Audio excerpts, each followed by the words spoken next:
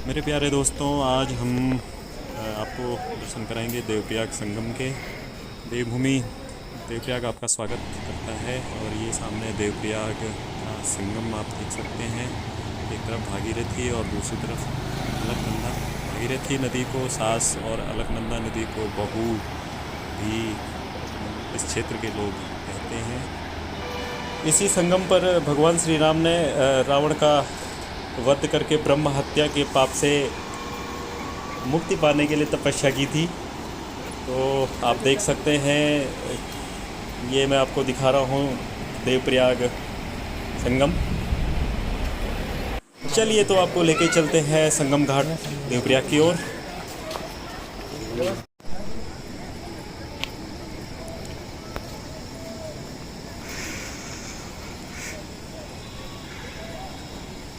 तो दोस्तों, अभी हम जा रहे हैं देवप्रयाग संगम की ओर। ये भागीरथी के ऊपर बना हुआ ये ब्रिज है।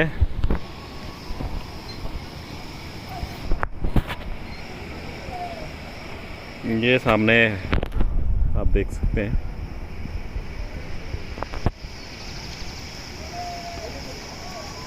घाट अलकनंदा और भागीरथी का यहाँ पे विहंगम संगम। तो इस छोटी सी मार्केट के बीचों बीच हम पहुँचने वाले हैं संगम घाट देवप्रयाग पे। और ये हमारे साथ परविंदर जी। के बीचों बीच हम पहुँच रहे हैं संगम की ओर। तो दोस्तों, ये है भागीरथी नदी और जो निकलती है गौमुख गंगोत्री से। और राजा भगीरथ के कठिन तप से उन्हें वरदान प्राप्त हुआ था कि उनके पितरों की मोक्ष के लिए गंगा को इस पृथ्वी पर उतरना पड़ा था ब्रह्म जी के कमंडल से। तो ये है भागीरथी। इस पर पीछे टिहरी डैम भी है, जो भिलंगना और भागीरथी के संगम पे टिहरी डैम एशिया का सबसे ऊंचा और सबसे लंबा जो बांध है वो इसी नदी पे है। और ये आगे जाके यहाँ पर देवप्रयाग पे मिलती है। तो दोस्तों, ये रहा संगम।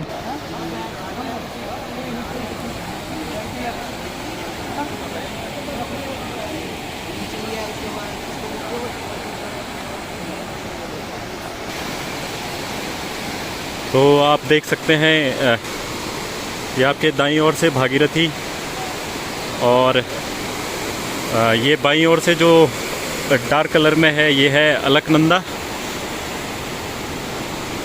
इस अलकनंदा नदी पर पीछे 4 संगम है और ये 5वां संगम यहाँ पर देवप्रयाग। और ये जो अलकनंदा नदी है 4 अलग अलग संगमों पे अलग अलग नदियों के साथ मिलकर मेनली ये अलकनंदा। उन 4 संगमों के बारे में भी आगे के वीडियोस में आपको ज़रूर बताया जाएगा। और यहाँ पर आकर भागीरथी और अलकनंदा का ये जो संगम है, यहाँ पे से नदी का नाम गंगा पड़ता है। और कई बार ये सवाल भी पूछा जाता है कि गंगा का उद्गम, गंगा कहाँ से निकलती है। तो गंगा बेसिकली हम ये कह सकते हैं कि देवप्रयाग से गंगा निकलती है। कई लोग इसका लिख देते हैं कि गंगोत्री से निकलती है, लेकिन गंगा देवप्रयाग में आके इसका नाम गंगा पड़ता है।